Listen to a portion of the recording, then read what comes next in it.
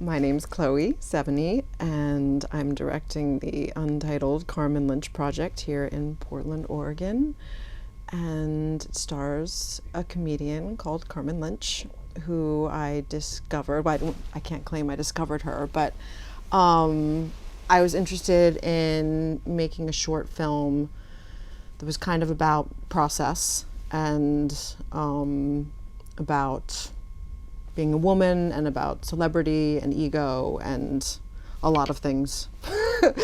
And I went in search of a young comedian that's kind of known but not too big, and I hooked up with a woman who works at Upright Citizens Brigade, and she sent me a lot of tape, and I saw Carmen and just fell in love with her. I thought her eyes were so expressive, and she had this vulnerability and kind of girlishness and awkwardness, but also this cutting, dry, really dark humor, and I just totally fell for her. And I thought she'd be the perfect vehicle to kind of voice what I was trying to say.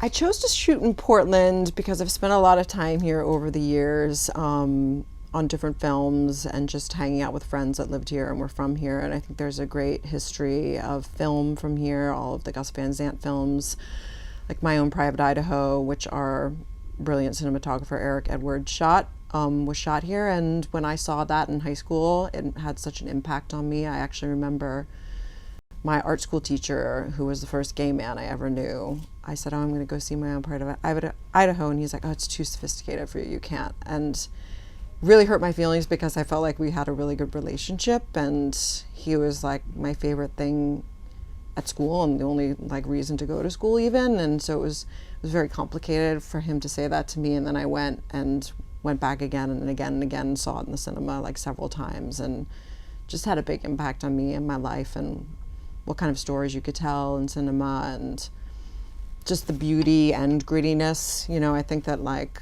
I love realism, but I like heightened realism, and that movie kind of captures that so well. And I just feel like the streets of Portland just kind of there is, of course, every city is changing in America at such a rapid pace and it's so frightening, but here there's still some sort of, you know, obviously there's a large street element and just a grittiness that's kind of dissipating rapidly in other cities, and I wanted to try and capture that, even from the neons and the storefronts that, you know, now we see sadly in Manhattan and Los Angeles and everywhere are just kind of changing so rapidly and being gentrified. And I just wanted to come here and like try and capture something before it all sadly probably goes away.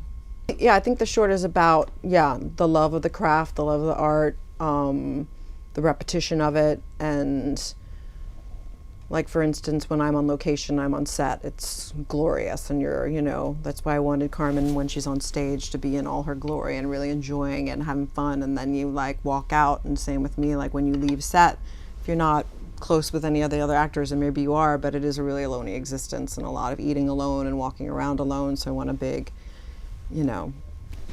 juxtaposition between those two worlds when she's on stage and she's just the glory of getting to do what she wants to do, which is her art and her craft, and then the downtime, which is just the doldrum. I mean, I've been acting for over 21 years, and then I did some collections with a store called Opening Ceremony, which were these collaborative little kind of fashion collection kind of things, and it was only supposed to be a one-off, and then I enjoyed so much the process, the collaborative process of like, we made this beautiful book with Mark Borthwick and other artists who contribute to it, and then there's like kind of presentations, and it was always like all these other things that came with like actually making the garments wasn't quite as fun as like everything that surrounded it, and just like, and then I think it was like the first time that it also was like my name, that I was responsible for this, and I was so aware of that.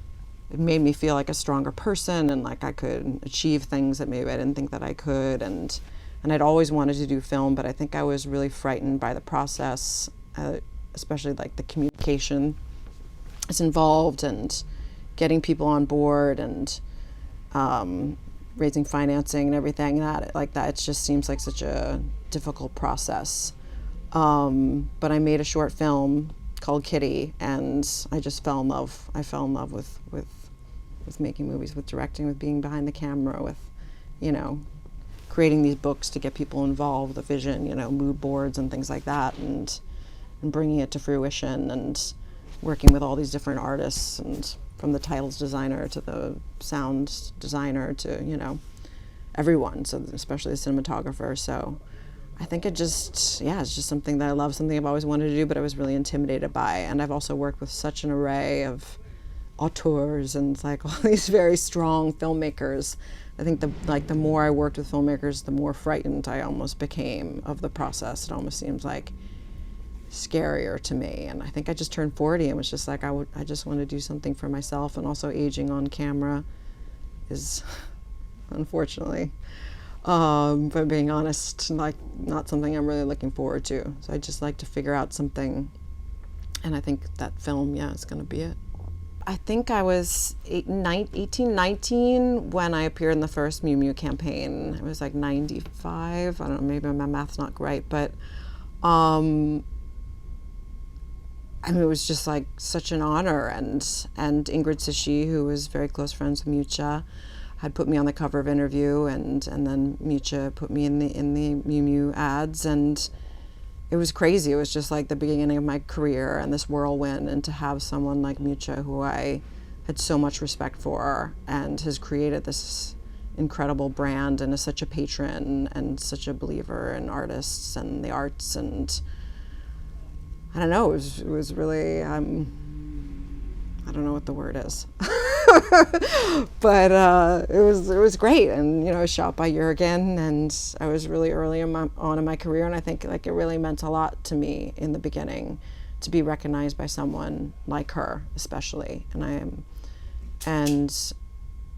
then, you know, I've been having this ongoing relationship with Miu Miu, going to shows and different events, and even like we went to those sailboat races, remember when the America's Cup trials, and just like, I don't know, it's just the brand that I always go back to. It's the brand that like I buy the most, and I just love the clothes. I love the kind of girly fantasy of them, and they're like, I don't really buy that many new clothes. I probably like Miuccia, and Miu Miu is like the main brand that I do. Funny, I mean, I'm being honest, but there's just something just charming about them, and it's just like the fantasy. Yeah, I mean, it is shocking, the numbers, and like even on, you know, all the years that I've worked, just a handful of female directors, especially in television. You feel it even more. It's more rare to have female directors, but I feel like, yeah, there's just like a certain balance. Definitely women, you know, there's a double standard, you know. I think women have to kind of carry themselves in a way that's maybe, you know, they have to be a little more self-aware in how they carry themselves on set, because I think they're unfairly judged, obviously. You know, that's why I like to surround myself with female producers and department heads, not always, but I'd like to, just to be able to have that ease in conversation, and to be able to have that honesty that I sometimes feel like I can't have with men, or they don't understand, or they'll judge me in a way. And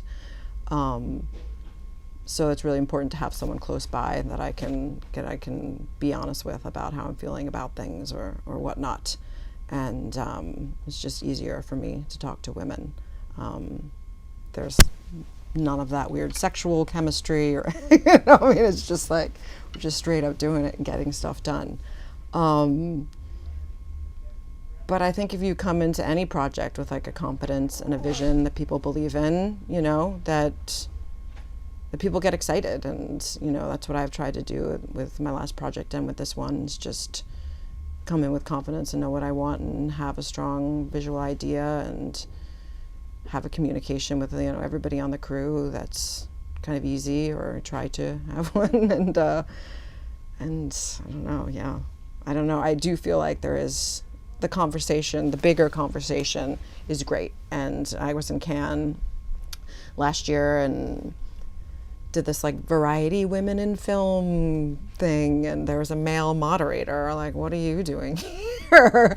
And I, you know, brought up the point that like, if you have a woman filmmaker and she's like, you know, acting really impassioned or something, then she's labeled as crazy.